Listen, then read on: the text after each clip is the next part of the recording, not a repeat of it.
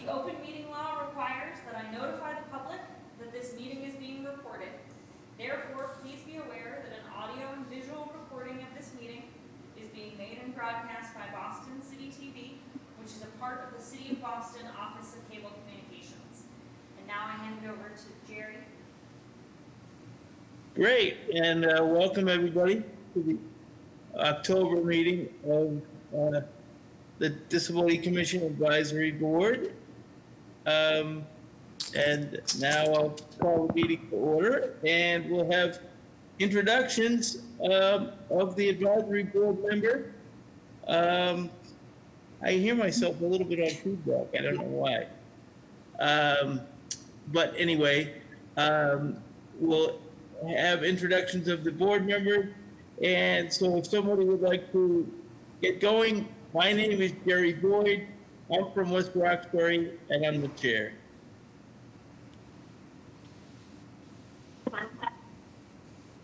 I'm Elizabeth Collins from North Bay, and I'm the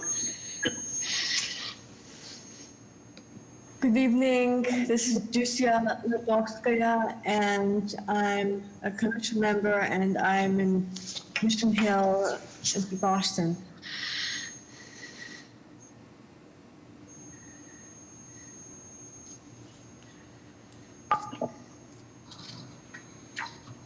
Kyle, want to go next? Hi, this is Kyle Robidoux. I'm a board member and I live in a Roxbury neighborhood of Boston. This is Carl Richardson. I live in Brighton, Massachusetts. Hi, this is Wesley Ireland, and I'm speaking through a sign language interpreter, as you can see, and I'm a board member, and I live in the North End. And Zari, I heard your voice before we got started. Want to introduce yourself? Or at least I thought I did. Apparently I didn't. I see Jerry, I'll just let you know that I have muted everyone, including those on the phone. Okay. To mitigate some audio issues that we're having. So if you are on the phone, you will need to hit *6 to unmute yourself and introduce yourself if you are a board member. Okay. So who do we have on the phone as board members that would like to go?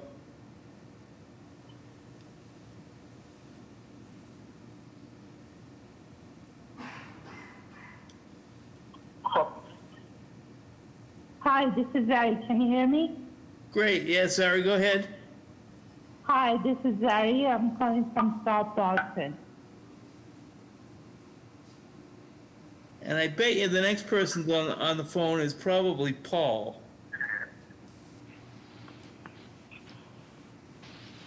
Am I correct? Would you like to introduce yourself, Paul?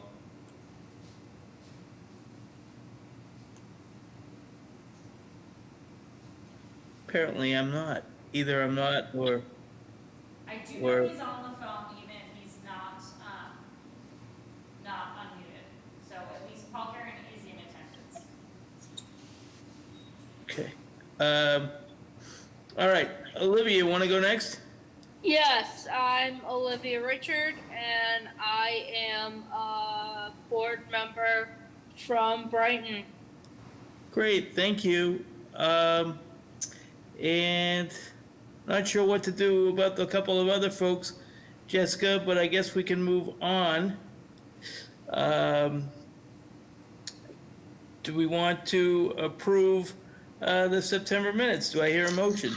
This is Carl. I make a motion to approve the September minutes. Any seconds? Seconds? All in favor? Aye. Aye. Great, the motion carries. And next we have a city, a presentation on the city website, specifically the accessibility of the website from Andre Lima. Go ahead, Andre. Thanks, everyone.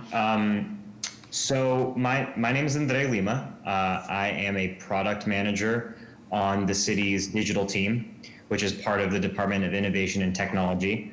And on the digital team, we're really focused on all of Boston's digital products. So not so much the sort of the servers and the IT security stuff that's going on in the basement of City Hall and at some other remote locations, but really having to do with Boston.gov, some of the web apps and mobile apps that the city has. And like I said, I'm a product manager. And what that is, I actually didn't know what that was a year ago, but a product manager is like a project manager, but just in the way that a project manager is focused on very time-bound projects, a product manager is really more focused on a particular product. And that might include new features for that product, developing new features, or it might just be about maintaining the usability of that product. And so the product that I'm focused on as a product manager for the digital team is Boston.gov, the city's website. And so about a year ago, the digital team, and this is actually a year and a half ago, and this was actually before I was on the team, but the digital team started working with a group, an organization in Boston called Iterators that specializes in accessibility testing for websites and other digital products like mobile applications, for example. And we started working with them to run an accessibility audit of Boston.gov so that we could better understand what potential accessibility limitations users might be encountering when trying to use our site. And then, as a result of that audit, we would know sort of places where we could intervene to improve that user experience. And so that was about a year and a half ago, and they ran that audit, and they raised a whole host of issues with the website, breaking them up into different categories, such as keyboard access and focus, issues with links and buttons, issues with alternative text for images and other interactive components of the site.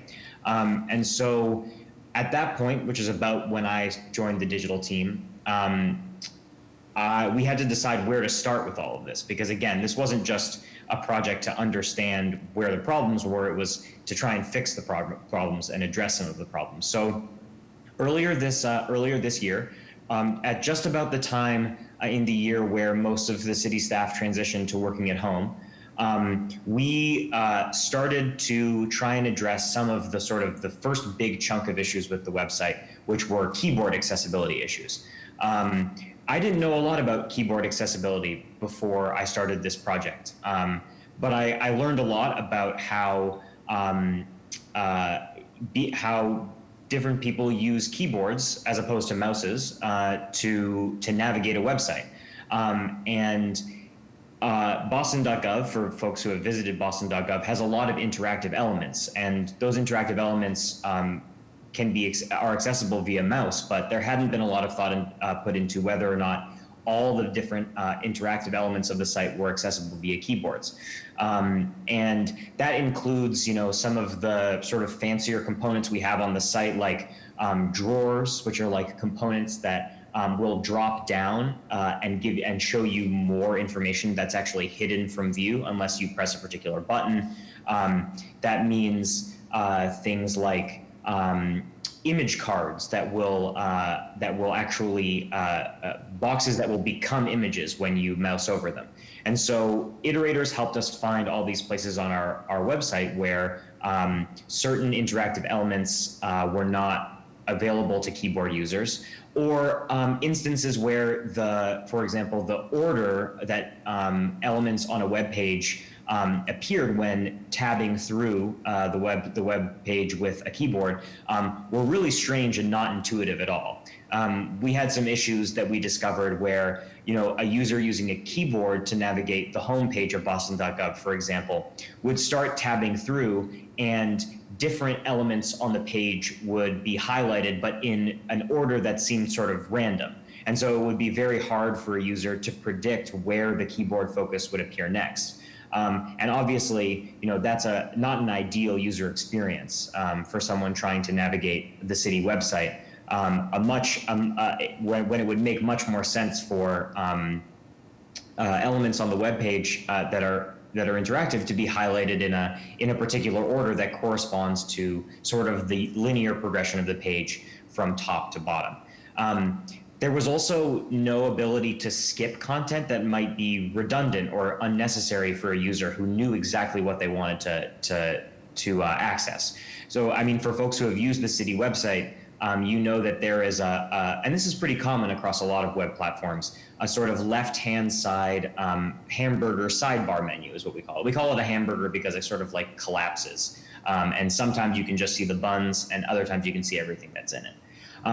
But you know, these menus are only helpful if you're sort of not sure where exactly you want to go, or you're trying to access a particular menu.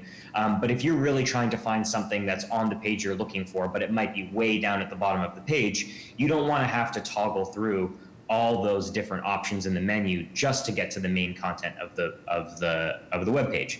So what we added was the ability to skip that content if you're a keyboard user. So if you were to go to boston.gov, which is the home page of our website, and you were to press the tab key twice, it would give you an option. It would open a little panel that gives you an option to skip all of the menu content and go right to the main content of the website, which includes things like status alerts for city services, upcoming events and news. And so as a keyboard user, you aren't subjected to that same sort of monotony of tabbing, 10 or 15 times to get to the main content of the site when, you don't really need to use anything in the menu. Another area that we tried to improve was the actual focus of the keyboard. For folks who use a mouse to navigate a website or a web page, many will be familiar with the sort of lighter blue, or I mean, that's what it's on boston.gov. It's a blue outline, but it doesn't need to be. Sometimes it's yellow as a very frequently used color. If you track the mouse over an element that's interactive, usually a little outline will appear around the element to notify you that you are indeed hovering over the element. And if you click, you'll engage it in some way. But we found that on the website, when toggling through with a keyboard, those focus, that keyboard focus wasn't appearing. So you might have tabbed your way to, say, a button that will open an event, but you wouldn't know that you were actually focused on that button because when you were tabbing through with a keyboard, there was no focus around that button. So we tried in a lot of places to correct that issue. And it's actually interesting. The way that we do this is with something called a patterns library. And it would be really hard for us, these issues, when iterators found them, appeared all over the website. And it would be very hard for us to go through every issue one by one and correct on sort of a one-off basis. But we use something at the city called a patterns library, which is sort of like a hub for all the different styles on the website. So we can actually go into our patterns library and make updates based on this accessibility audit directly to the patterns library, and then all of the elements across the site that use that library will be changed to reflect the accessibility improvements. So like I said, this was sort of our first foray into fixing some of the accessibility issues with the website that iterators sort of churned up in their audit. That is just one of about 30 different categories of accessibility that we're going to be trying to address over the course of the next year or so. Not the least of which has to do, with alternative text and the way that audio and video and animations appear on the website. It'll also include things like translation, which is like another area of accessibility that we're really interested in digging into. We have a working translation button on the website, but we know that it's not the best solution out there. Especially because we use Google Translate, which often doesn't have very high quality translation. And so we're actively exploring, both with iterators and in some of our other projects, ways to improve the quality of translations into different languages across the website. So that's sort of where we're at right now. One thing that will happen in the near future is we're using something called the WCAG, which are, I'm trying to remember what this acronym stands for. Here, I'll think of it in a second. the WCAG, the Web Content Accessibility Guidelines, to sort of benchmark our progress on fixing accessibility issues on the site. And so after having done this first chunk of work, iterators found the issues. We worked with iterators to solve the issues. We tested the solutions to the issues with iterators extensively on some of the testing environments that we have. So not on the live site, but on some other environments that sort of emulate the site. And at the end of November, Iterators is going to run another test against those web content accessibility guidelines to sort of benchmark the work, to understand, where are we right now, and what work do we have left to do. So this engagement with Iterators is going to be ongoing, at least for the next year. So there are many more improvements to come. And so I really wanted to come here today to just sort of let you guys know that work is happening. Some of it has happened already. There's still a lot of work to do, and so we'll continue to do that work and keep the board aware of the new improvements to the site. But I also wanted to just let everyone know that the digital team is very open to feedback, and we have a long list of issues that we want to tackle with regards to accessibility. Like I said, we've sort of dipped our toes in with keyboard navigation, but there are many other issues that impact a user's experience of Boston.gov. And so this is sort of a request of you all that if there are areas of the website that you feel should be prioritized for accessibility improvements, or are there particular categories of accessibility features that you think should be on the top of our list to tackle next, I wanted to open this line of communication and feedback so that we can better prioritize the work moving forward. So thank you for giving me a little bit of your time. I don't want to talk endlessly. Jess knows I have a tendency to do that. But I'm just going to offer, Jess has my contact information. We have a feedback email account at the City of Boston that anyone on the digital team will receive if you do have feedback on the website. Jess, I'm hoping this is okay, but because I'm going to say it anyway. If you have feedback and you wanted to get it to me directly, since I'm the person who's working and sort of project managing this project and product managing Boston.gov, if you just let Jess know if you have feedback, she can get it to me most easily. And again, we're really committed to doing this work, but we really do need help prioritizing because we've got a lot on our plate, and we sort of took a shot in the dark with the keyboard navigation. It seemed like a really good concrete place to start, given that it's about navigating the website. But we have a lot more to do. So if there are places that should be prioritized, we want to know. So that's sort of my tiny little presentation. I saw someone mention that they have a couple of questions, which I'm happy to answer. I don't know if that should happen now or later, but I'm happy to answer questions if there are some. Jerry, do you want to call on people? Typically we open it up once you're finished with the presentation for questions from the board first, and then the public. So I do know that Wesley has a couple of questions. Yeah, I'd be happy to answer some. Okay, yes. Hi, Andre. Thank you so much for your presentation. I really enjoyed hearing about it because I'm reliant upon that kind of technology and resources to search for information. So I really appreciate you improving accessibility.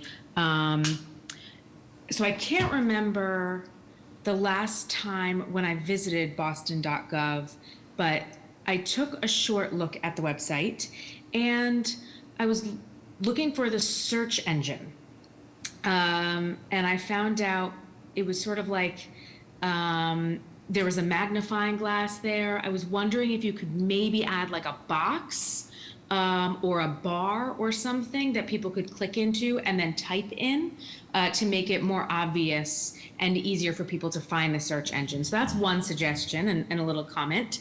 My Second question is, how many people typically visit boston.gov? Maybe on a daily basis, if you can answer that. And second question, so you mentioned website accessibility, but not about mobile accessibility. So I'd like to hear a little bit more about what kind of accommodations you're talking about related to mobile accessibility. And thank you.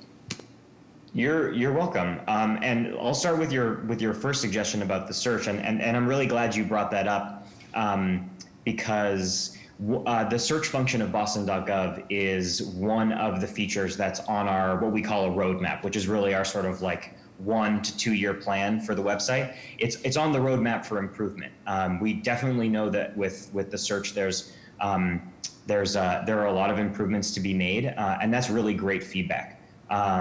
Especially because, you know, I know that little magnifying glass can sometimes be hard to find. And boston.gov is a pretty big website, so a search function can be really helpful to sort of get right to what you are looking for. Your second question was about the number of users that are on the website daily. I don't know off the top of my head, but I can certainly take a look at our analytics, which is sort of like a tool that we use to just, you know, track the number of users that are on the site at any given moment or over a period of time. And I can send Jess that information pretty easily. And then the final question was about mobile accessibility.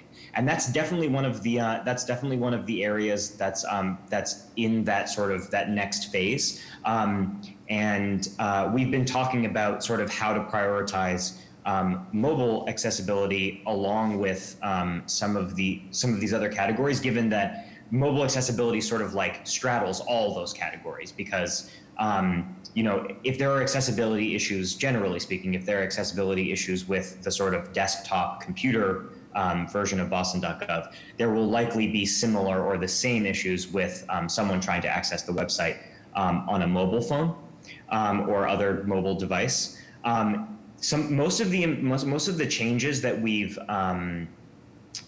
have made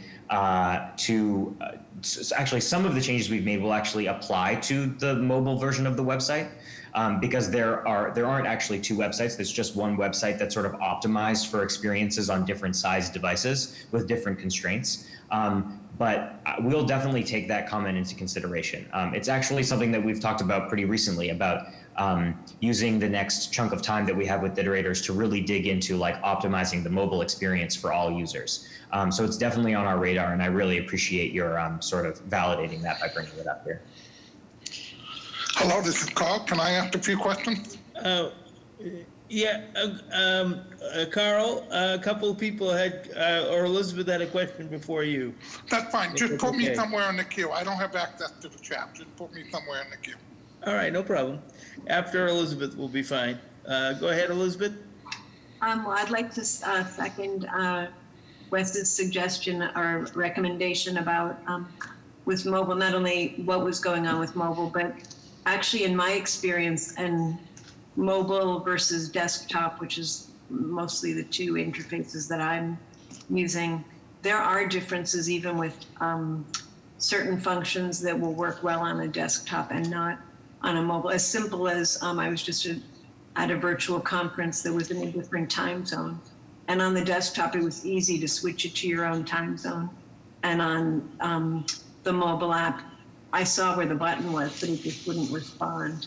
So I think that you will find that in addition, that as you continue to work on this, there are going to be some things that for all users, let alone people who need specific, you know, technical versions, that's helpful to be aware of that. I was interested to know, I appreciated the presentation and was interested to know, can you give us a little more information on the nature of the users you were, meaning were you mostly hearing about feedback from people with visual disabilities, or? visually impaired or learning, just anyone with learning disabilities? Or? Honestly, the sort of user research that went into actually generating the idea for this project happened before I was on the digital team, but I'm happy to ask folks at the digital team to better understand what user research was done. With respect to iterators, this group that we're working with, they have a template that they use, and they have a group of testers who run through that template on the website to sort of very quickly gauge how well the site is working based on a specific set of accessibility criteria that come from those web content accessibility guidelines. And so I don't know off the top of my head what the full breadth of different accessibility issues. There are many, so I wouldn't be able to say. Or I would want to just take a look back before saying, the complete list of different users that are essentially being taken into consideration when running this template. But I'm happy to follow up with that information. I appreciate that. And just lastly, on the different issue, absolutely, the issue of English as a second language, that I've been told by multiple people who fall into that category, that Google Translate as a word by word or something that in English can have multiple definitions. A lot of times Google Translate will, it might be an innocuous one, but just make no sense. But other times it could even be, just inappropriate or just steer someone totally in a wrong direction. So thank you. Totally. We're really trying to sort of what's the right word? The translation on a website is very complex, particularly if you want that translation to be of good quality. I mean, I think that there are a lot of websites out there that use Google Translate because they're looking for sort of like sort of the lowest common denominator option for translation. But we know that, there's a lot of, in terms of quality of translation, there's a lot to be improved there. And so one of the things that we're thinking about doing in the new year is to integrate the translation process more into the actual creation of content on the website.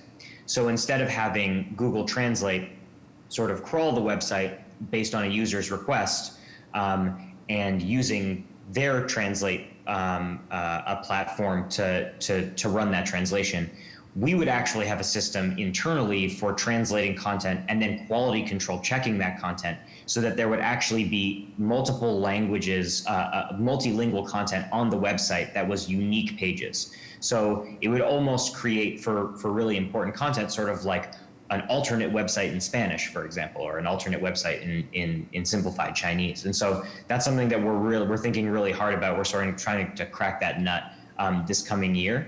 But thank you for bringing it up. It's a really important issue, particularly in a city where there are so many people and residents of the city who speak English as a second language. My father among them. So I appreciate the comment, and we're definitely thinking about that. So thank you. I know Carl had a question. Go ahead, Carl. So, Andre, this is Carl. I have conducted several audits for the state of Massachusetts, so I just have a few questions based on my experiences. How many pages did you audit to get a true representation of the issues that might be website-wide, and what standards of the W3C, the Worldwide Web Consortium, WCAG standards, are you benchmarking against? Is it 2.0, AA, 3.0? So do you know, so my two questions are, how many pages did you audit, and which standards are you benchmarking against? So we're benchmarking against the WCAG 2.1 AA. Great. Okay, that's great.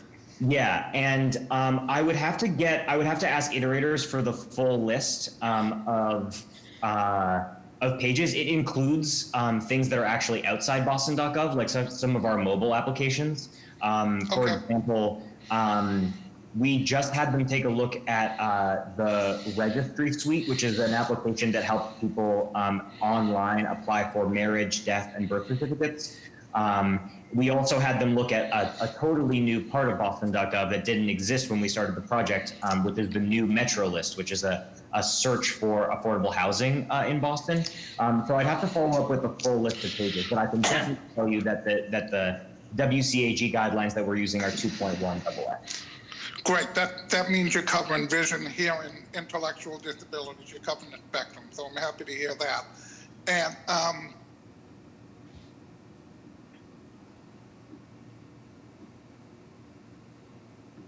Oops. I haven't heard much about them. And where are they based out of? Oh, I'm sorry, Carl. I kind of lost you at the beginning of that sentence, but I think you're asking about iterators. I'm not Yeah, Carl. Yeah, Carl, you're fading in and out. Can you hear me now? Yes. Yeah. Where are iterators based out of? They're based out of Boston. They do software testing mostly. And I don't think that they're, yeah, sorry? Is it mostly, are they doing a combination of automated testing and user testing? Both, yes. Okay. Thank you. No problem. And Kyle also had a question. Go ahead, Kyle. Yes, thank you. So one, thank you for bringing this up and for all the work that you do. As you can tell, it's incredibly important. And I'm wondering, can you talk a little bit about, so what I've found sometimes with the website, both personally and through my workplace, is that you all do a great job setting up the website, accessibility and stuff, but then there's so many departments and so much information being uploaded to the website. I'm wondering, for like BCYF will sometimes upload some calendars and the pool calendars and things, and they're PDFs and they're not accessible. So can you talk a little bit about kind of what type of communication and or training happens across all the city and departments to ensure that the work that you all are doing kind of in the back end carries through to each department, as then they're empowered to kind of upload images, information, and tweak pages on an ongoing basis? Absolutely. That's a really great question. And it's something that we think a lot about. I'll sort of bite off a little piece, and then I'll sort of use that as a jumping off point to address the rest of your question, which is about how do we actually train departments. And so we in the past, again, a lot of this has changed since we all went remote. But if you had asked me this question about a year ago, I would tell you that we have essentially a chief content officer on our team who does one-on-one trainings with folks who are essentially requesting access to edit the website. These aren't, I would say that the requirements for editing the website it's a pretty low bar. We don't really require that folks take like a sort of an examination to sort of assess their skills at website editing. We do put them through a pretty rigorous training, though, I would say. I mean, if anyone, if Jess or possibly Jess has done it, but you'll sit in a training for a couple of hours. But again, we on the accessibility components of the training, we try our best to really to emphasize how important it is for every content creator at the city of Boston, from the person who's been doing it for years, all the way down to the person who just learned how to edit the website yesterday. We really try and impress upon folks that it's important to at least to think about sort of the accessibility of the content that you're putting up on Boston.gov. Again, that's not really a perfect system, so we are really trying to think about better ways to train folks at the city with regards to content creation in our Drupal website. Drupal is the name of the content management system that we use. Now, the COVID-19 has thrown a little bit of a wrench into that, because currently all of our training is a series of videos. We haven't quite gotten around to cracking the nut of how to administer training that are really meaningful and sort of like in a Zoom or Google Hangout format, but we're working on it. I will say, with regards to the question about PDFs, we have a sort of a goal, which is to reduce the number of PDFs on the website. Like we recognize that a lot of people use PDFs in government work, and occasionally that can be sort of unavoidable. But we really have a preference for what we say is content as opposed to PDF. So if there's a PDF that you're thinking about putting on the website, couldn't it just be a web page? Is sort of the questions that we're asking ourselves, and we ask our content creators to consider when they're putting stuff on the website. Now, again, that's not a perfect solution. Folks still do post PDFs. You mentioned BCYF. I'm sure BCYF is one of the biggest offenders of posting PDFs. But we really do try and impress upon folks, not just, that you should opt for content over PDFs, but like why, right? And to that question is, because PDFs aren't fully accessible. We were talking about translation too, right? Like sometimes, there are certain translation softwares and plugins that might be able to handle a PDF, but not all of them will. So PDFs are really we're trying to create a system where PDFs are sort of the last resort. But one other thing I'll mention, and sorry, I know I'm taking up a lot of time, but we use a software and a platform called SiteImprove, which sort of helps us detect broken links and other issues on the website. It includes a sort of it will give us like a number every time we get a report of like how many PDFs are on the website. And again, the goal is to sort of get that number down, I think. Not to delete them, but to sort of to translate them into actual content on an actual web page.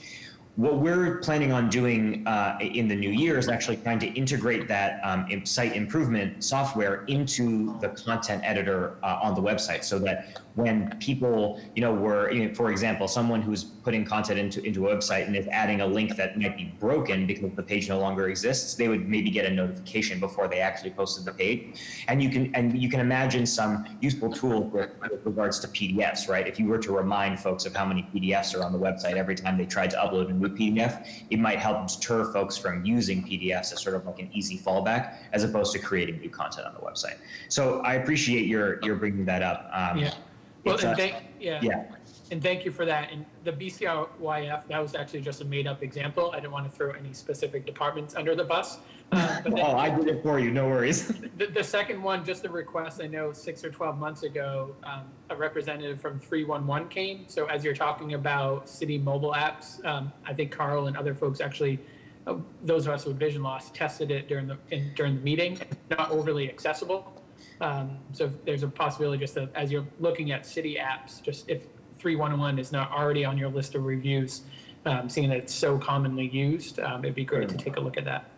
Yeah, one of the strange things about 311 is it's sort of like we sort of like co-own it with the Department of Civic Engagement. And so it's been accessibility with regards to 311 is definitely on our roadmap. It's always a little bit more of a negotiation when working with other departments. Boston.gov is great because it's our product, we own it, and we can just, on a project like this, for example, as soon as iterators gave us some improvements to make, we dove right in, we made the changes, we deployed them to the production site, and now they're up. And so I think it gives us a little bit more leeway when we own the product. But I totally understand that. 311 is definitely one of those digital products at the city that's really, really heavily used by residents. So it's definitely a high priority for us. Thanks, and I know the commissioner had a comment.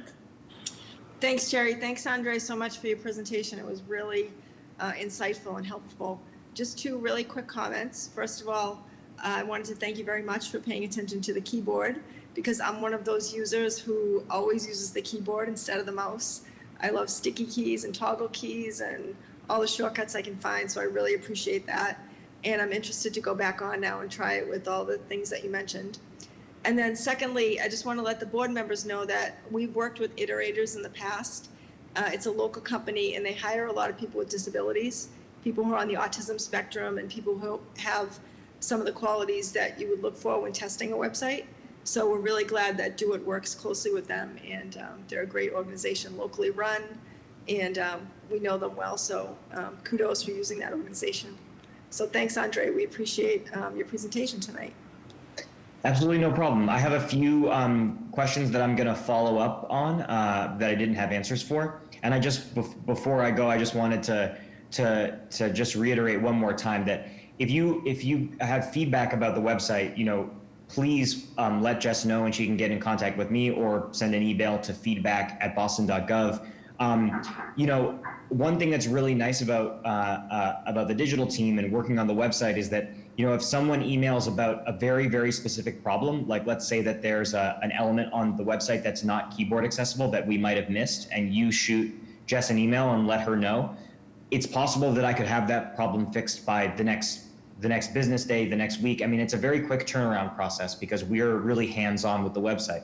So I really, I would, encourage folks, to if you see a particular issue that's giving you trouble, to let Jess know. And like I said, we've got a lot more on our plate. So if there are particular areas that you think are important to address next, that would be really helpful for us. So thank you.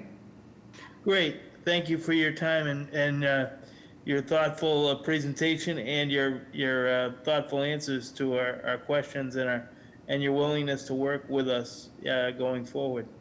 Yeah, no problem. I will follow up with Jess for the answers to those questions. And we also wrote a blog post on boston.gov and a Medium article that sort of has a summary of the work that we've done so far. So if folks are interested in reading that, I'll send that Jess's way as well, and she can share with the group. Great. Thanks, Andre. Okay. Thanks, everyone. Take care now. Next on the agenda, we will have a presentation on the Rental Relief Fund by Taylor Kane and Katie, and it's Ford. Is that correct? That's right. Great. Thank you. Go right ahead. Great. So I'm going to go ahead and share the screen. This was a presentation that I think that we shared with this group in advance, but Katie and I have a deck that we like going through to share information about the city's post-eviction moratorium plan and the financial assistance component, the Rent Relief Fund that is a part of it. So I'll go ahead and make this larger.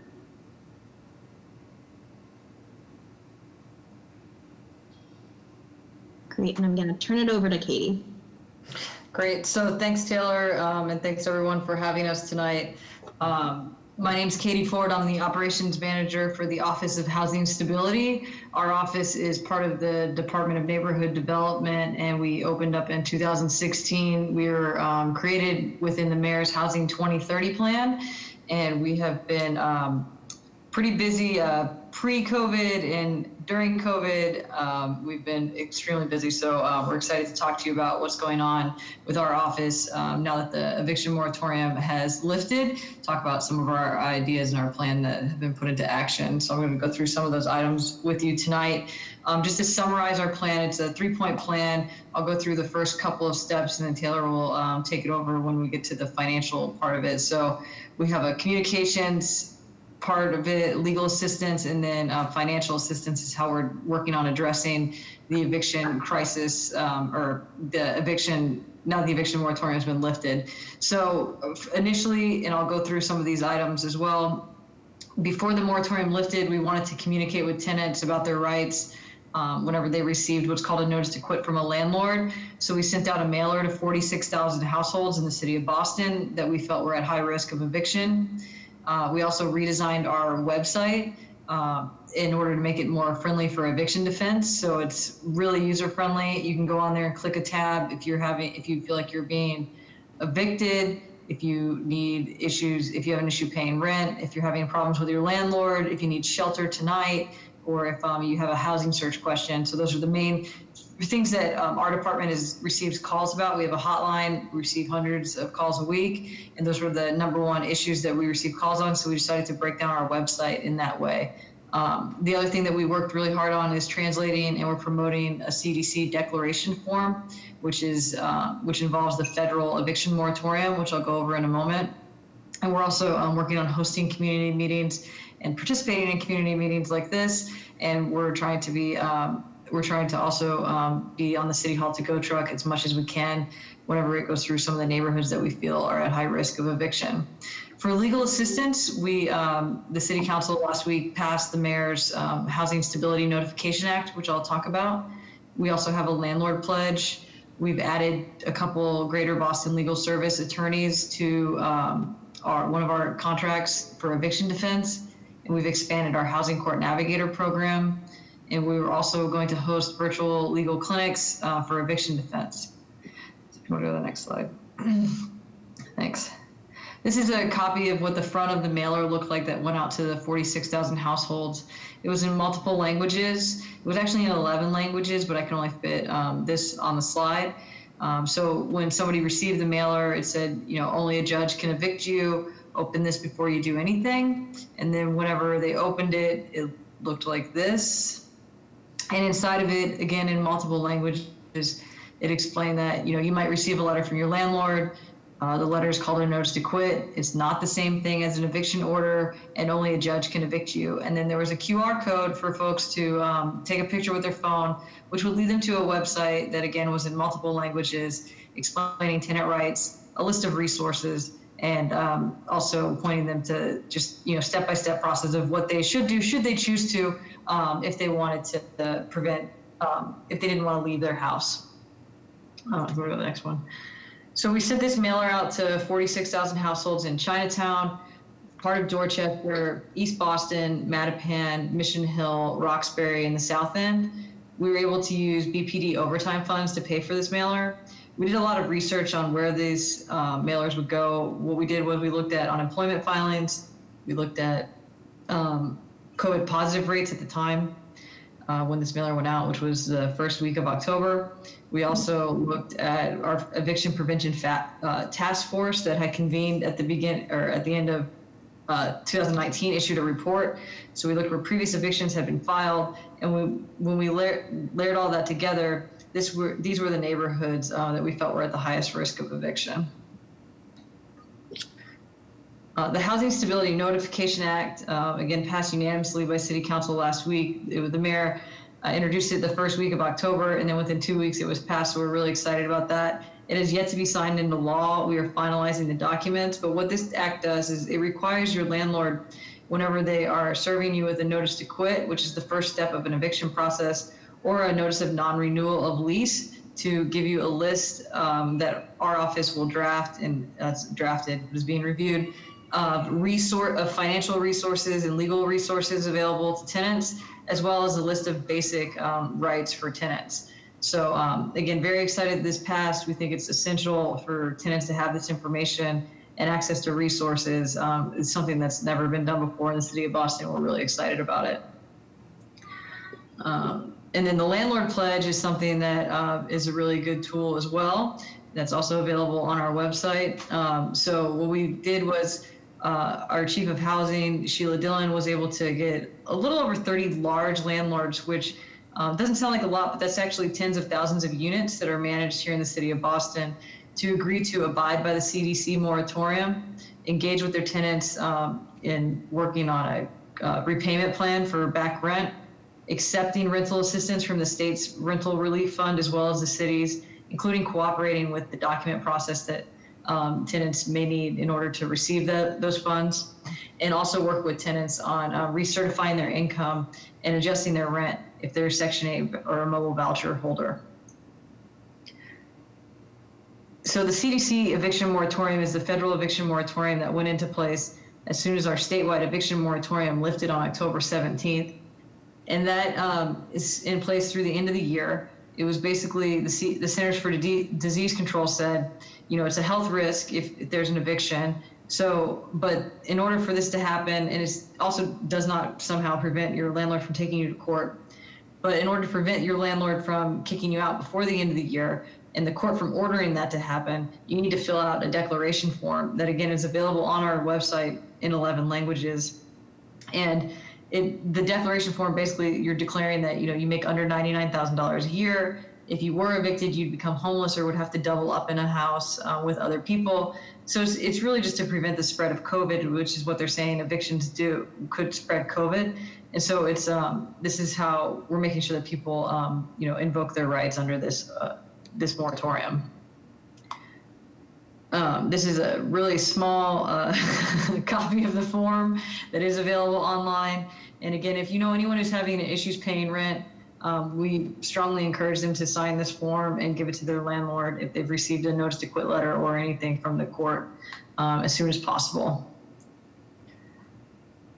So for legal assistance, again, we've added 2 Greater Boston Legal Service attorneys to our contract that we have with one of our nonprofit partners, HomeStart.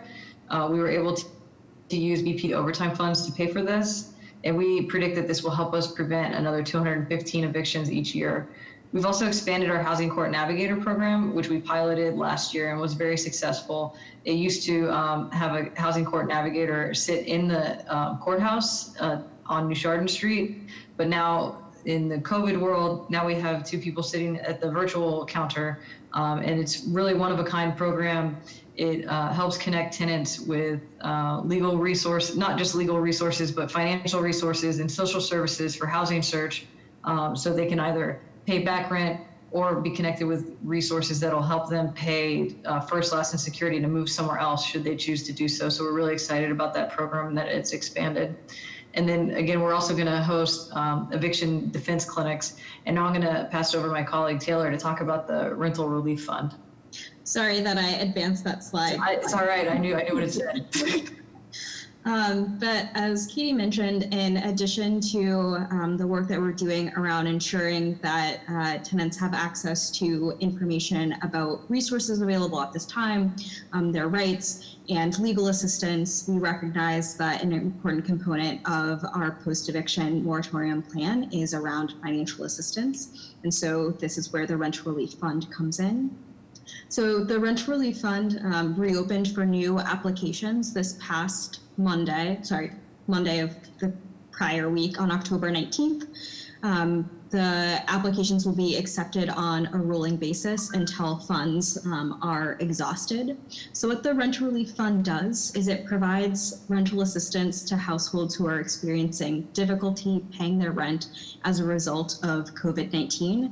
It pays up to $4,000 in rental assistance that can be used for overdue or past due rent or future rent. And these rental payments are being sent directly to landlords and property managers on behalf of tenants. And these applications are being processed by 3 partner agencies that we're working with for this particular fund. In terms of who's eligible to receive rental assistance, applicants for the Rent Relief Fund must be residents and rent a unit in the city of Boston, either on or before March 1st, 2020, be economically impacted by COVID-19, be at risk of eviction, not be the recipient of a mobile or project-based housing voucher, not be a full-time student, and lastly, be able to verify that their household income is at or below 80% of area median income. So in terms of what the process looks like, to apply for the Rent Relief Fund, there are 5 steps that applicants will move through, and the first point of entry is an online application form that's available on the Rent Relief Fund webpage. So applicants complete that application forms. They're going to be sharing information about their household, their sources of income, also providing contact information for their landlord or property manager. We're also asking applicants to upload 2 types of attachments. One is photo documentation for their head of household, and then the second piece is a signed copy of a lease or tenant agreement. For households or for renters that don't have a copy or don't have a lease agreement in place, we do have a template for a tenant agreement available on the Rent Relief Fund webpage. And we've also included information on our webpage around how to complete the application form, both via a laptop, but also as well as via a mobile phone. And we provide an option for residents to request future updates to come to them via text message. So after an applicant completes that online form, we'll do an initial check for eligibility, and all applicants will automatically receive an email either explaining the reasons for their ineligibility. So if folks are not a renter in the city of Boston, they state that they're a full-time student. If they receive a project-based or mobile housing voucher, they will automatically get an email explaining their ineligibility and be given the opportunity to appeal that decision if they believe they've received that message in error. And then folks who meet the initial eligibility requirements will also receive a automatically generated email with a confirmation message stating that their application has been submitted, and reminding them to pass along any of the attachments that were not included as part of their application. From there, we review applications for completeness before passing them over to the 3 partner agencies that we're working with, which are Metro Housing Boston, Project Hope, and the Neighborhood of Affordable Housing, NOAA. So our partner agencies are reviewing those completed application packets. They are reaching out to landlords and property managers to request additional documentation, specifically a W-9, proof of ownership, and then all landlords and property managers that receive rental assistance through the Rent Relief Fund have to sign an owner contract where they commit to working with our Office of Housing Stability if there are any issues that arise with that tenant's tenancy, and to work with a mediator if any issues arise. And then once all of that documentation is compiled, rental assistance is issued directly to the landlord or property manager, and tenants receive confirmation that assistance has been issued and will receive a copy of the signed owner contract.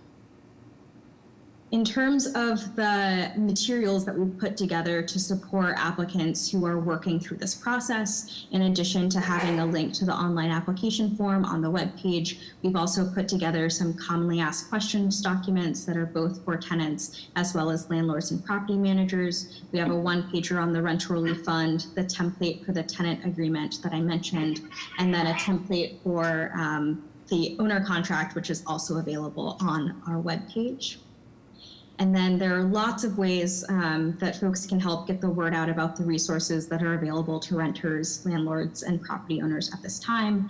So happy to share the one-pager that we've put together on the fund, the CDC tenant declaration form that Katie mentioned that's available in 11 different languages. Would love additional support in promoting the landlord pledge. And then we're also hosting information and application sessions for community organizations who are hoping to connect with the communities that they work with to ensure that they have access to this resource.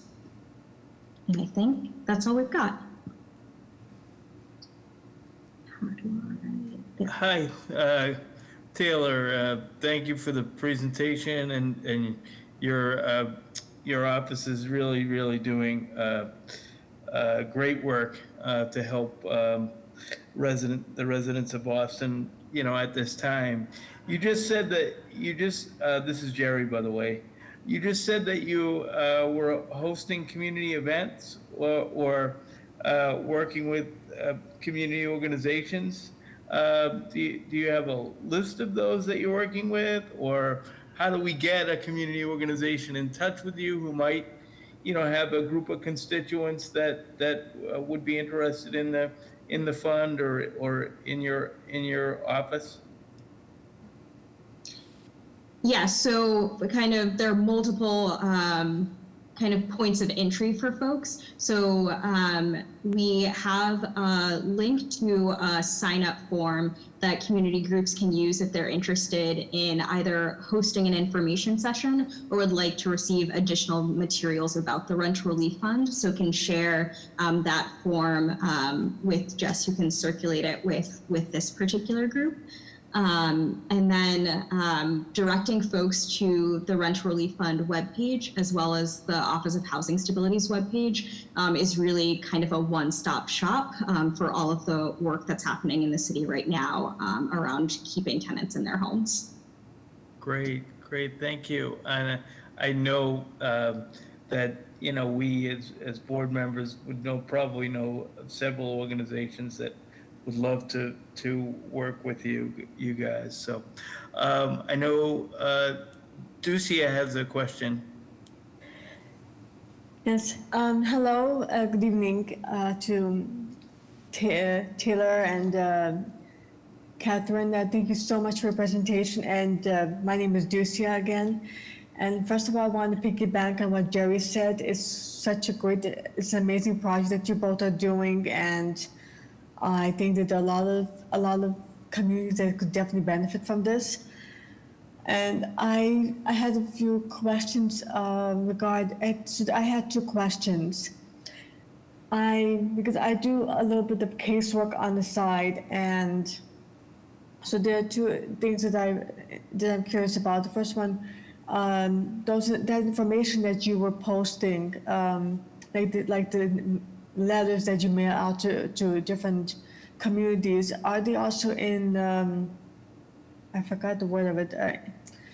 I apologize if I offend anybody right now because I forgot the right word for it, but in blind language, like, do you have that also in blind? I'm sorry, I forgot the actual You mean word. Braille, Lucia? Yes, thank you. Yes. Yes, do you have it in Braille language? And We do not, but I can talk to our communications team, and I don't think that would be a problem. Okay, perfect. And the other question I have, I see that you have a lot of information that you can use for application process for anybody who uses iPad or iPhone or laptop or computer, and that's fantastic. I really appreciate that, because I know there are many people who, if they can just type their name on an application and just email it, and then it's all set. However, I'm wondering, what if there's a issue I don't know, maybe language barrier or any kind of other problem? And I know there are some organizations where the person who is like an employee of the organization, and they say, okay, I'm going to say this, there's going to be a recording. You just say yes or I agree, and I'm just going to push a button or something, and that's going to be our official agreement for work. So, I mean, something like that. Do you have that option as well? Thank you. So I can get us started. The application itself is available in 10 different languages. So that is kind of one way we're trying to ensure language access for folks in order to be able to access this particular resource. We've also increased our staffing capacity for the OHS call center, and also enlisting city volunteers to help folks complete the application via phone, because we know that not everyone has access to the technology that they need to actually complete the application form. So we can collect most of the information via phone, but we often have to ask folks to send us additional information via email as well. Thank you. And our volunteers and our staff, our OHS hotline staff, they have access to the city's language line, which has interpreters beyond 11 languages where our applications are in. So we are really lucky to be able to use that as a resource, and we often do use it as a resource. So there's no, hopefully, communication barrier on our end. Great. I know Olivia had a question. Go ahead, Olivia. Hi. My question is, why specifically project-based voucher and mobile voucher holders are excluded from the rental relief fund? Is it because there was already a guarantee for the landlord, or is it you had to draw a line somewhere? So we are attempting to fulfill the needs of households who don't have the capacity or the ability to recertify their income. So for project and mobile based vouchers, if folks have experienced a loss of income or have no income, can recertify the amount of rent that they're paying to reflect that loss of income. Okay, thank you. Any other questions from the board? I was just going to say, and if anyone needs help recertifying their income with their landlord or their property manager, they can always call our office and we can assist them with that as well.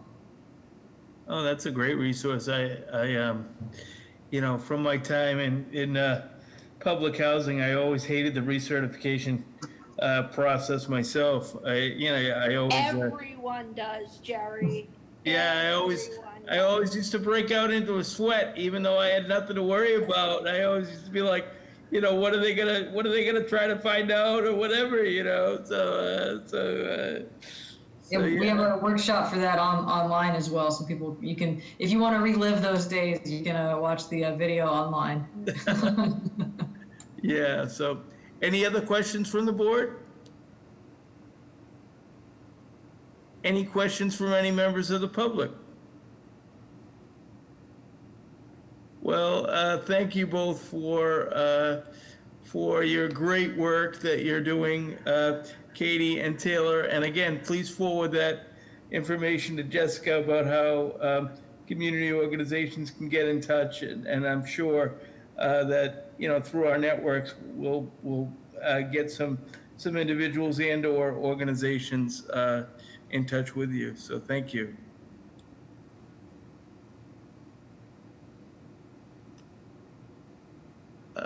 Next on the agenda is my report, and I'll make this very brief, as I try to every meeting. But as I've been saying probably since the beginning of the summer, vote. Early voting concludes at the end of this week, so please vote early if you can. Mail your mail-in ballots if you have those. Make sure you get those in the mail, as quickly as you can, so that they can be postmarked by Election Day, so that they can be counted. I know some different organizations have sent out some accessibility information about, mail-in voting. I don't have the information right available to me, but maybe the commissioner or Jessica does. And that deadline may have passed at this point. But I know that, the state has done work along with the Disability Law Center, BCIL, and some other organizations on making the mail-in voting more accessible to folks with disabilities. So thanks to all those who assisted with that project. But again, vote by November 3rd if you can. And if you experience any problems while voting, please, with the automark machine or what have you, please feel free to use 311 and or contact the commissioner's office so that they can let the elections department know of any issues, because we don't want anybody to have any barriers to casting their ballot, particularly in this very, very important election. But in terms of other updates or meetings coming up, I know that BCIL will be having their annual meeting. It will be a Zoom meeting this year. It will be during the day at 2:00 on November 18th. So visit their website at bostoncil.org for more information. And the next RTAG general meeting will be coming up actually the next day on the 19th, also at 2 p.m. You can go to the MBTA's website to get more information about how to join the Zoom link for that. That is a great opportunity to hear from representatives from the Office of System-Wide Accessibility, as well as from the Office of Transportation Access, the folks who run the ride on any updates, and you can certainly let your voice be heard to those important folks during those meetings. And another particular area of interest in regards to the T is that they will be sharing their plans for cost-cutting measures. As you probably have heard on the news or just surmised, because of low ridership on the T, there will be a tremendous budget shortfall in the next fiscal year. So they're planning it's called their Forging Ahead project. They're planning on, what cost-cutting measures that they are proposing. In terms of the ride, there won't be any fare increases, or fare increases haven't been put on the table as of yet, and it doesn't look like they will be. But they may, depending upon if particular bus routes are cut or eliminated, it may change a trip from a regular ADA trip to a premium fare trip. So the T is gonna propose their upcoming changes to the Fiscal Management Control Board of the T on November 9th at noon. So please, if transportation is an important, is something that's near and dear to your heart, please feel free to join that meeting and participate in the public comment section of the meeting, which usually is at the beginning of the meeting, and have your voice heard. I know there will be, once the plans are released, there will be other community forums throughout the month of November. So, if I get information, I could certainly share that with the commissioner and the staff and the rest of the board members as well. But again, just to wrap up, I can't emphasize this enough. Vote, vote, vote. As if your life depends on it, because it does. And with that, I will turn it over to the commissioner for her report. Wait a minute, Jerry, you don't get off that easy. I have a question for you. Oh, I'm sorry, Carl, go ahead. So if I heard you correctly, let's say a particular bus route, and it doesn't matter what bus route, was eliminated. Normally you have to live under the ADA guidelines, you have to live in 3/4 of a mile of a fixed stop. But if a bus route gets eliminated, they're not going to eliminate the ride that area. They'll just turn it into a premium ride, which doesn't have the same restrictions as 3/4 of a mile, but you'll still be able to do it.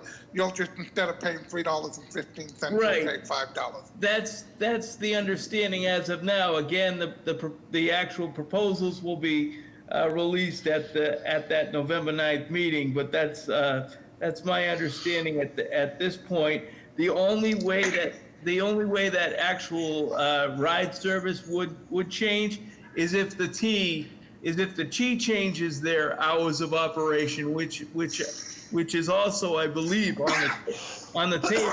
For example, if the T stops running at midnight as opposed to 12:30, then obviously the ride would stop at midnight as well. So yeah. Okay, thank you. But that's my understanding. Great, thank you. Any other questions before we move on to the Commissioner's report?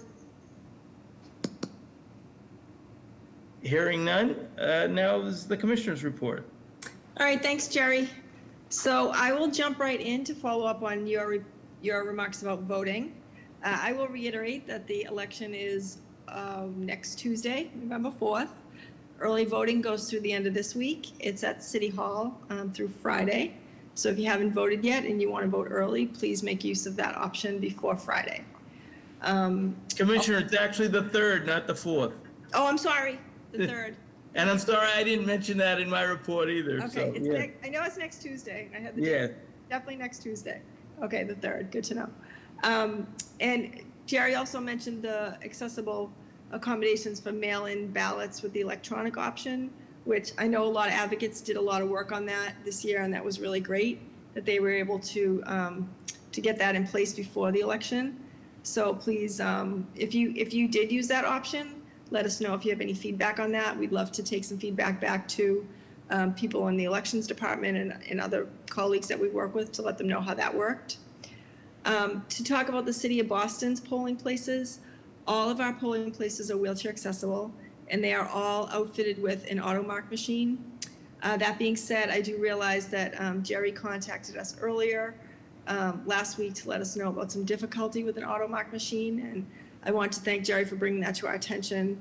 and to report back that the Elections Commission came out and replaced the machine at that polling location.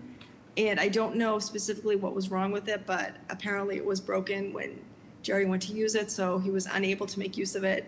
I believe they did talk to you about waiting while they replaced it, but I know that can be inconvenient for people, so. Yeah, especially I had to, I had a ride scheduled and everything, No, so. I know, it's so- really, go ahead. I do have enough dexterity, thankfully, that I was able to, they were able to void out, they had to void out 2 ballots, and I did fill out one manually, but again, I just thought of, as I said in my email to you, Commissioner, I just thought of the millions of folks who don't have enough dexterity that I do to be able to fill out the ballot, and would have had to wait or have gone out without voting, or had to go to a different location, maybe on a different day. So I'm glad that machine was fixed. But I want to make sure that all the automatic machines, at all the polling places are working, and I understand that they are. So hopefully, if anybody has a problem, again, they can alert your office, and you can work with the elections department.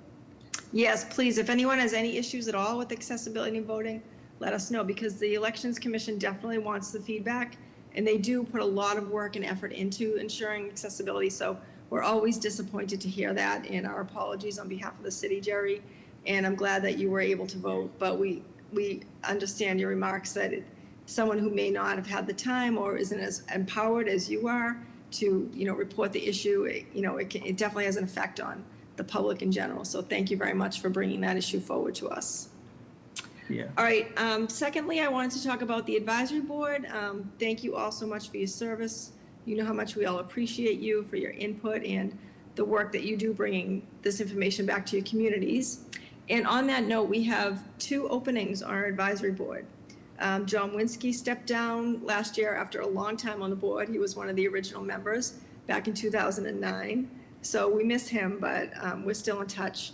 And then Felicia also stepped down last year, and we hadn't replaced her seat yet. So we put out a notice last week that the advisory board has open seats, and we will forward it to you if you'd like to spread it to any of your networks, colleagues, friends that you know. The only requirements for serving on the board are to be a Boston resident, to either have a disability or be a close relative of somebody with a disability, and be able to attend these monthly meetings, which will be virtual for the foreseeable future. So we'll send you that email with the posting so that you can push it out to your networks. And we encourage people from underrepresented groups to apply and from different neighborhoods. So we'd love to get as much representation as we can on this board. So we look forward to getting those applicants in. Some updates on COVID. I know we're all very much aware over the last few days that the rates have been increasing. For the last 4 days, the state has had over 1,000 positive tests for COVID, so it's trending in the wrong direction, to say the least. Because of that, the Boston Public Schools have gone back to fully remote. You may have heard this. It may affect some of you. We know it's really difficult for families, but above all, the mayor wants to emphasize safety and health of the residents. So on that note, we want to remind everybody to wear masks when they go out, to practice social distancing, hand washing, staying home if you feel sick. And we know that it's a difficult time coming up to be isolated because the holidays are coming, but we really just want to push out the message that large gatherings are not encouraged at this time. In fact, we're actually asking people not to gather in large groups at the holidays, which can be very difficult, but if there's any way you can make them virtual or just do small gatherings with members of your household, that's really the safest thing we can do to move forward, because we really want to get the kids back in school. That's one of the most important things. And we know that unfortunately that some of the kids were in school, kids with the special ed program, kids with disabilities, and we had to pull them back out of school. And that's a group of students that really needs in-person learning and services that they just can't get at home. So, in an effort to help these kids get back to school more quickly. We're all trying to do our part. So just really making a push to be sure that everyone stays safe and that we do the best for other residents as well as our family members and friends. So does anyone have any questions on COVID, anything that the city's been doing? Elizabeth, I saw that you had a question. Was that in regards to any information that I provided or the commissioner's report? You're on mute, I guess.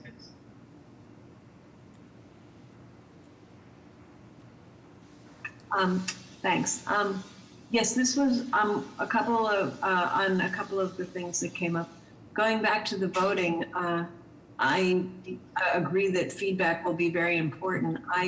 Because I had already before things were fully in place about the accessible alternative for the primary, I had already requested the mail-in ballot, and so I did have trusted people who could assist me.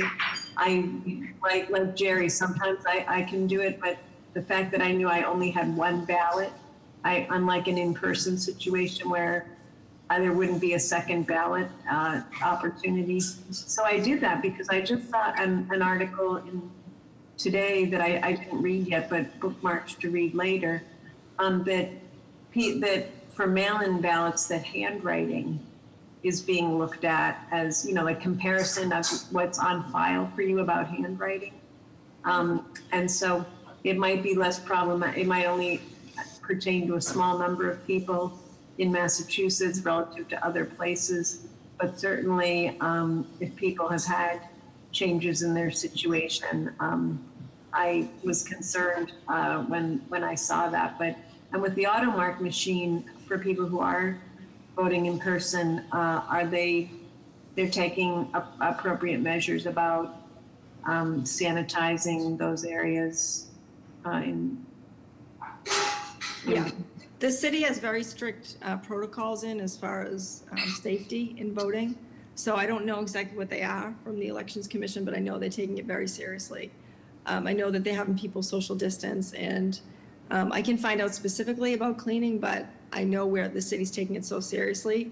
I would imagine that it's done. Yeah, and I think the bigger issue was educational, that in 2018, I think at a prior meeting, I had reported that I was told that the AutoMark at my polling place wasn't functional that day. So I did fill it out myself. And then by the time I was turning in my ballot, at the end, they said, oh, we made a mistake. It wasn't the AutoMark machine that was broken, it was something else. So again, just for the staff awareness, and people have gone to that trouble to go in person. No, it's definitely, the more training and information we can get to the poll workers as well is definitely important. So thank you. Yeah, I know that there are having to be replacements this year. I mean, some of them might be younger and, actually more comfortable with some of the technology, but on the other hand, just knowledge of that. Okay. Great, thanks, Elizabeth. And then just two more quick things on COVID. Mayor Welch is asking residents to get tested even if they're asymptomatic, because it helps with baseline data. And so if people haven't been tested and would like to do that, there are a number of test sites available for people who are asymptomatic as well. And you can find out more information on boston.gov/COVID-19. And we can also send out information if you need that on places where you can go. I know there are drive-through places, like CVS has drive-through sites. I don't know if they're for asymptomatic people or not, but we encourage everyone to get a COVID test and also to get a flu shot. Flu shots are pretty much covered by all insurances. And if someone doesn't have insurance and needs assistance paying for a flu shot, we can also help with that. So please stay safe and healthy this winter. We know winter's ahead of us and it could be a long winter, so please reach out to us if you need anything, and that includes staying safe, healthy, physically, but as well as emotionally and with mental health.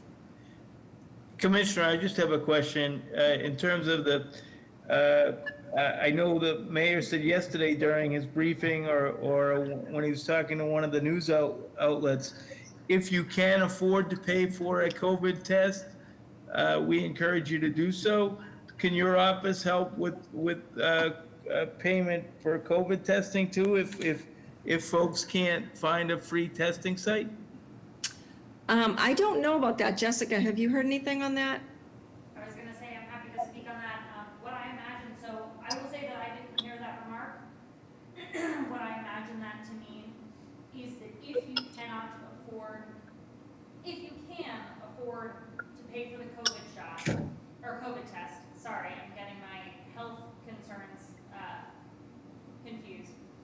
If you can pay for a COVID test, to do so, because that leaves the COVID tests that the city is paying for to be available for those who need it. While our office does not pay for COVID tests, the city has, I believe, every day multiple mobile testing sites, which means they are mobile in regards to the fact that they change location every couple weeks. Sure. And those locations offer free asymptomatic COVID testing for no charge. So the city does offer those, and we're happy to help you connect with those so that you're able to find one. Yeah, thanks for that clarification. That is, I'm sure that is what he meant. If you are able to pay for it, please do so. And I'm sure he meant it so that those other, the other resources are available for those who need it. So thanks for that clarification, Jessica. But that is a good point though, Jerry, because if people are concerned about that, you should call your health insurance and find out if they'll pay for it if you don't have symptoms, because some may not. I don't know about Medicare, Medicaid, or private insurance, but it would be worth looking into just so you know what to expect. Yeah, I know I'm getting tested tomorrow, and it's for both, and it's a free site, and it's for both asymptomatic and symptomatic folks. So we'll find out. I usually hate any sort of testing sort of thing, so I'm a little nervous about it, but I'm sure it'll only last a second, so I'm sure I can handle it. So. All right. Good luck, Jerry. Thanks. All right. I have one last question. Go ahead, Zari. With the surge coming on, I'm just wondering about PPEs and the availability, making sure that we have enough for people who have personal care, and just concerned, I guess. Yeah, so the city worked closely with nonprofits through our office at the beginning of COVID, and we were able to supply SEIU, which is the union that oversees PCAs in the Mass Health PCA program.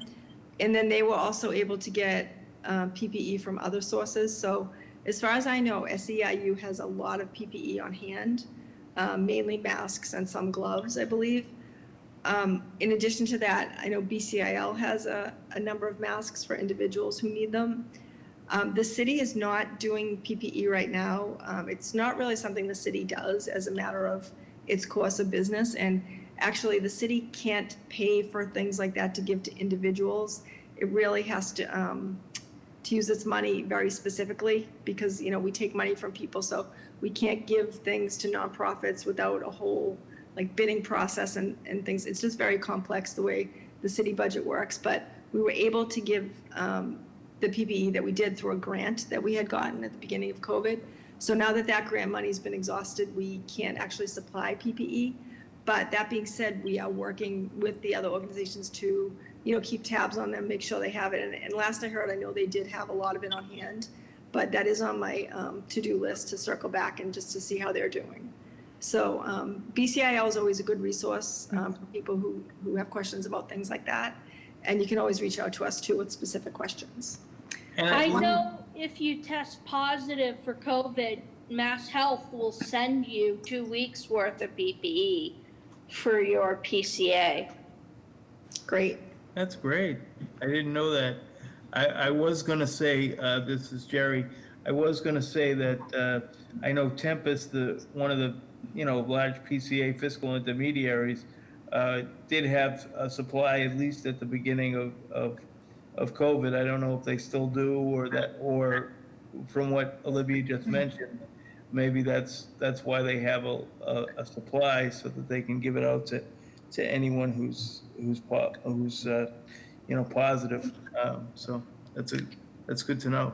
Yeah, and one good thing about the time frame now is, it's over 6 months since COVID first came upon society, so we've learned a lot, and I think the supply chains have had a chance to get back up and running.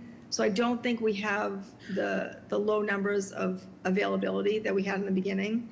So I think that the supply's been ramped up, so hopefully moving forward, people will be able to have enough to meet need. Well, let's hope so, because like you said, Commissioner, unfortunately, the numbers are not going in the right direction. So hopefully we can flatten that curve again, but Yeah, so we'll see. we'll all do our part, hopefully.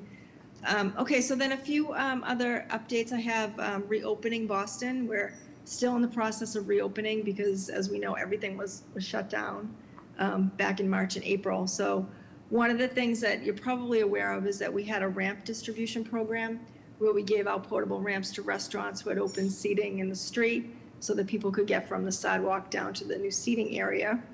So we're still in the process of giving out ramps. We've given out over 80 so far, which is really great news. We still have a number left. We have 60 or 70 left. So now we're pivoting as winter comes and people won't be eating outside as much. We're going to start giving them to food pantries in Boston that may have a step or two. Because we know all food pantries, some of them are located in like churches and, smaller existing buildings that might not provide access.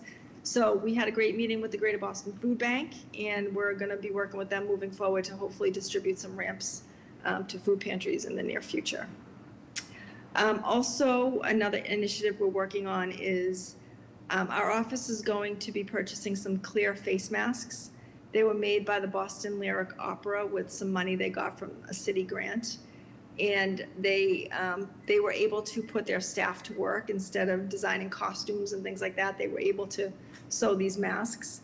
So we're going to order several hundred of them to give out to the staff in City Hall, front-facing staff who work with the public, maybe the greeters in City Hall and people in the traffic department, services where people are still coming in so that they can communicate with members of the public.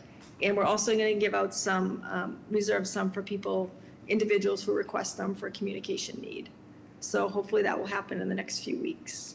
Can I speak to that a little bit, Commissioner? Sure. So the masks that we are actually purchasing are not tied to the Boston Resiliency Funds. We are purchasing them with our Citibank funding, separate from the Boston Resiliency Fund, and the reason for that is they are about to, Boston Lyric Opera is about to release a website in which you can order subsidized clear masks. So they are not free right now, although if there is a financial barrier, please reach out to us. But they are at significant cost. I believe they are at least 50% off at cost of these masks, and they are working on creating the ordering system in which Boston residents will be able to apply or request these masks and order them. Non-Boston residents can order through that system as well, but I believe they will be paying full price. The Boston resident masks were subsidized through the Boston Resiliency Fund. What we're doing is semi-separate from that, but still going through the same vendor ideally. Great, thank you for the clarification. And on that note, we are also working with the press office to ensure ASL at press conferences. And I was actually going to ask Jessica if you want to talk about that a little bit as well. Sure, I'd be happy to. So we have prided ourselves on having I don't know the math, but roughly like 95% success rate, maybe 98% success rate if anyone wants to of having almost all of our press conferences during COVID have a on-site interpreter in real time. I believe that of over 100 press conferences that we have had during COVID season, I believe we have had 3 press conferences without a live ASL interpreter, and those have been promptly captioned and then released again with ASL interpretation. As we are having a bit harder time securing ASL interpreters due to the world opening up a bit more and more opportunities being available for interpreters to book jobs in advance, we are working on more creative ways to expand our pool and provide these services, which we believe are so critical. One of the things that we have successfully done is we have successfully created a system in which, for those of you who are less familiar with ASL interpretation, we often have it is best practice to have a certified deaf interpreter on screen next to the mayor providing ASL interpretation, and oftentimes that requires a hearing interpreter to be off camera providing a feed to that deaf interpreter, and we have created a system in which that hearing interpreter can be providing that feed remotely. So they are off-site, but are displayed on a very large TV screen for the deaf interpreter to get that feed. It allows us to expand our pool of interpreters, and while also ensuring the safety of those interpreters who don't feel comfortable being on site. We're working on a couple different other avenues to increase the pool and promote best practices, but that is our first time doing that. I believe we're the first press conference in the Commonwealth of Massachusetts to do it that way, and we were quite pleased with the results overall. Thanks, Jessica. And then another note on reopening was, I saw that Wesley had to leave the meeting, but just to talk about the captioning ordinance, we had some internal meetings with city departments, the licensing board and the law department, just to see about, how to craft the ordinance and how to actually create the program. So we're still working on some issues with that, and we don't have anything concrete to report yet, but it is in process, and people are interested in it. We have some buy-in along with some parameters we need to look at, but we are still pushing that forward. Great. Okay, just a few other things, and then I'll wrap up. As you may know, October is Employment Awareness Month, National Employment Awareness Month. So every October we do our Disability Mentoring Day in collaboration with the Mass Rehab Commission. This year we're doing a little something differently. We usually have a summer internship program with Mass Rehab, but we weren't able to do that this year because nobody's in City Hall. We usually bring in 10 job-ready adults with disabilities to do internships at different city departments, but instead of that, we've pivoted to doing a webinar series that kicked off this month. So we're doing a series of 6 webinars with 10 Mass Rehab clients who are all Boston residents with disabilities looking to get back into the workforce. So they're attending virtual webinars to learn about employment in different city departments. We've had 2 so far, and it's been very successful. We think this far. It's definitely been a challenge with COVID to try to keep all of our programming going, but Jessica's done a lot of work on it, and so far so good. So that's our employment initiative for this year. We're also working with the Human Resources Department to train this group of people on how to apply for jobs, and we'll keep working with the Human Resources Office moving forward to ensure that disability employment remains a priority.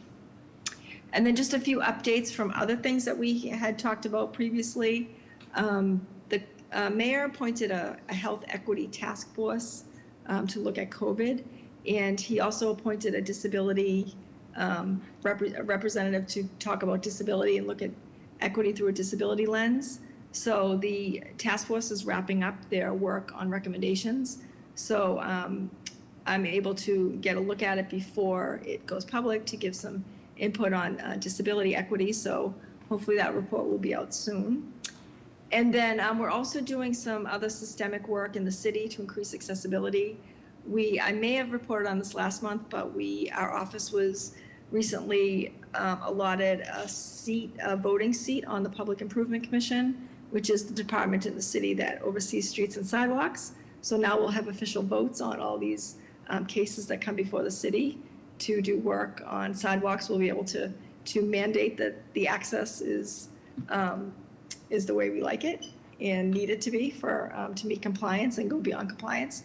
We're also working on some initiatives with the zoning board to increase accessibility in housing and buildings in Boston.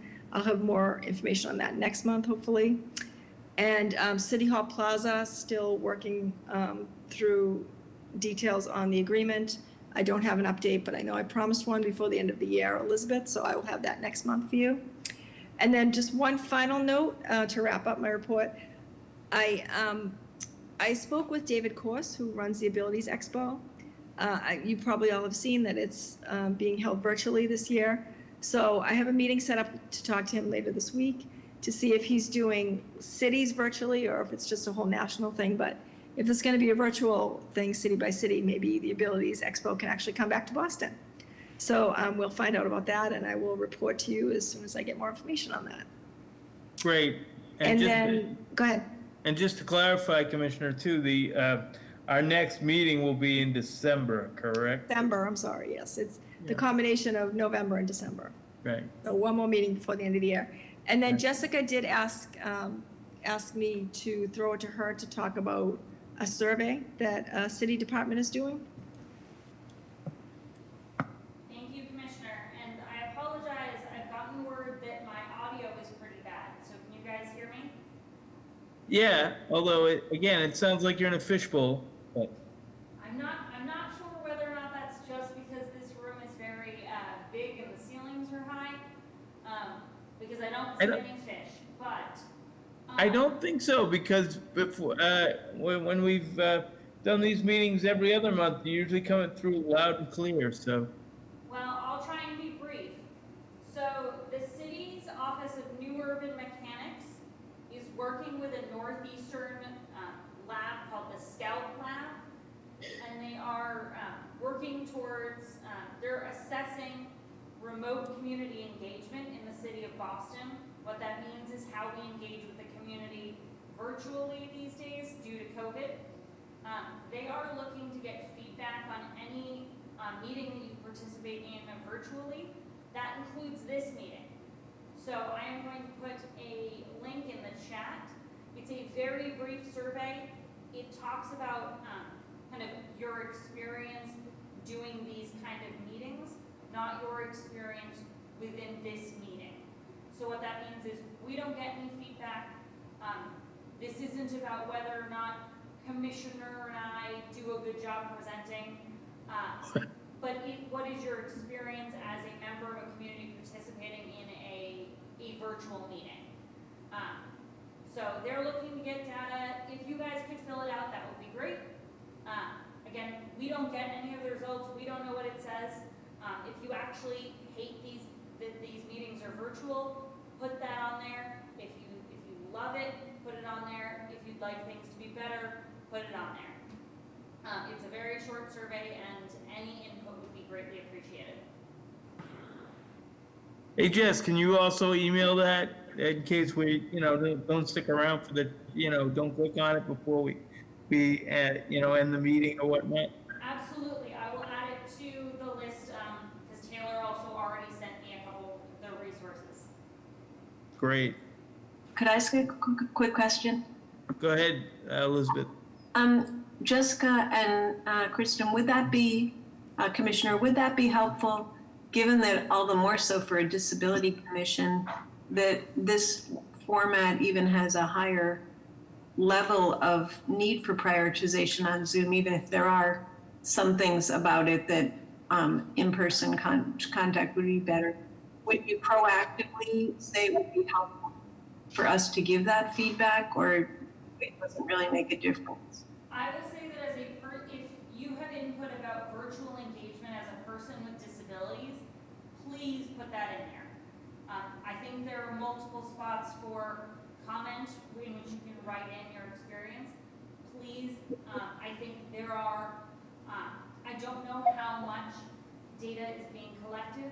I don't know what percentage of that will be from people with disabilities. So if we're able to have our voices heard through this platform and kind of elevate the need for this, the way that this is done and handled, please let them know that information. We've also met with them as well, and if you have any particular feedback that you'd like to talk about with them more, I'm happy to put you in touch with them. Okay, thank you. In terms of, I think the commissioner's report covered all the new business items. Do we have our old business items? Do we have any new business from anyone on the board? Hearing none, do we have any questions or comments from the public?